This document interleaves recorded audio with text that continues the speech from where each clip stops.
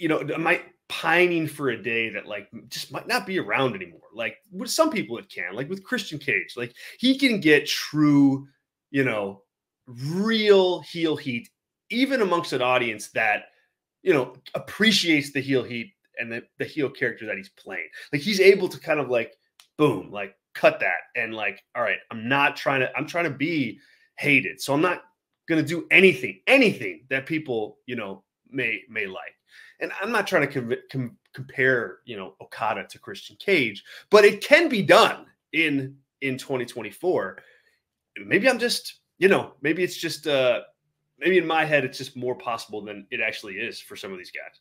It's a culture thing. And I talked about this with someone at AW last night. And I said, there's the hardest thing wrestlers today are facing is that in order for them to get bookings, they have to get over. In order for them to get over, they have to be presented in a way that the fans like. They have to be liked by fans, and then they have to interact with social media, and they have to get over on social media, and then the adulation comes, and then all they want to be is over and accepted, and then that's a feeling, and that's a rush, and then you got to go get the big contract, and then you got to work, this and yeah. There's just this big confusion going on, whereas guys like Christian Cage didn't go up. They didn't grow up in the social media age for wrestling. He had to send a tape.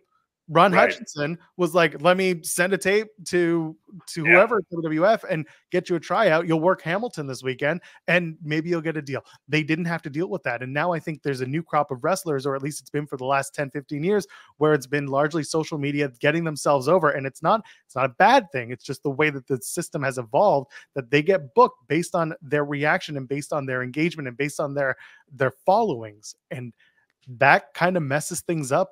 And that's why, again, in the WWE system, for example, they're like, we'll break you down to understand the psychology of it. And then you're going to have to figure out how that works for you. We'll give you a whole new personality, a whole new everything.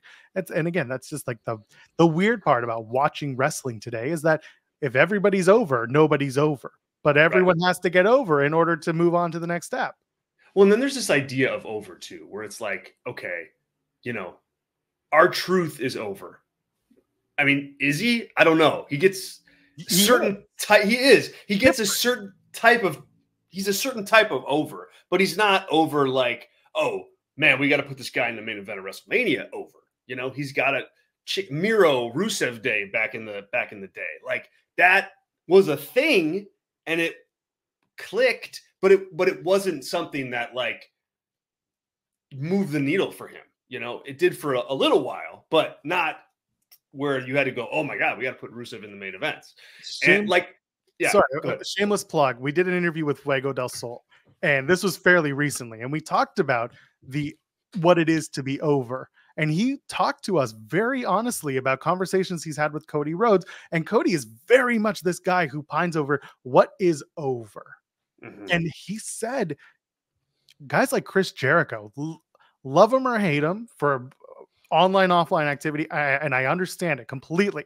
I'm not the biggest Chris Jericho fan when he's been overexposed and when, there are some other things that he does outside of the wrestling ring that I'm not a big fan of, but he does move tickets at the end of the day for those of us who are not paying attention to that other side of Jericho. Right. And he is therefore over. He moves merch. He is over. Sting, last match, over. That's why he was in the main event. He had a decades long career. Over. You respect that. Cody Rhodes used to be one thing for over, and that was the R-Truth and all that. Now he's over. They're running tickets for him. People are going to see Cody Rhodes, not just interact with Cody Rhodes.